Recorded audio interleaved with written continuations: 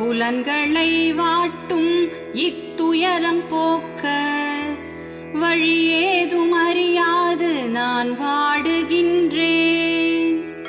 வானுலக தேவர் தம் வளமிக்க ராஜ்யம் பகையற்று அமைந்தாலும் இத்துன்பம் போமோ? ஹரியோம். இந்த பாடலில் அர்ஜுனன் 2 கருத்துக்களை பேசுகின்றான். ஒன்று பிரச்சனை, மற்றொன்று தீர்வு. பிரச்சனை என்னவென்றால், யதி மம இந்திரியானாம் உச்சோஷணம் சோகம், எனது புலன்களை வாட்டுகின்ற இந்த துயரமானது. இதுதான் பிரச்சனை. தீர்வு என்னவென்று கேட்டால், ராஜ்யம் சுரானாமபி,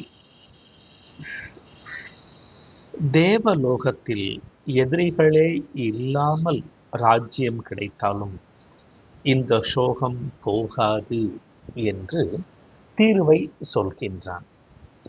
அர்ஜுனன் பேசுகின்ற பிரச்சனை ஒன்று, தீர்வு வேறு ஒன்றாக இருக்கிறது.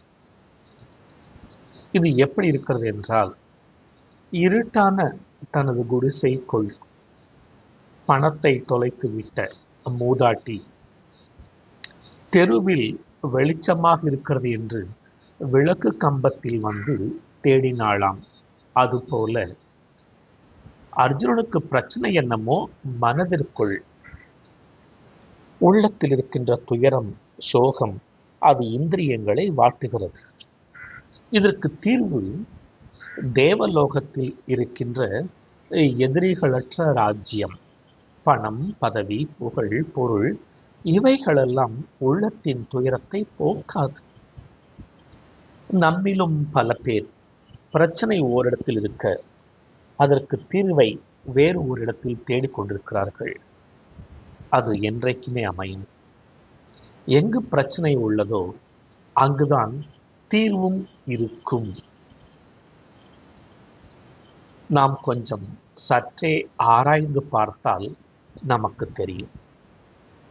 பிரச்சனை எங்கே உள்ளதோ அங்கேயே தீர்வும் உள்ளது. இறைவன் அப்படித்தான் இந்த உலக வாழ்க்கையை அமைத்திருக்கிறார். ஹரியோம்.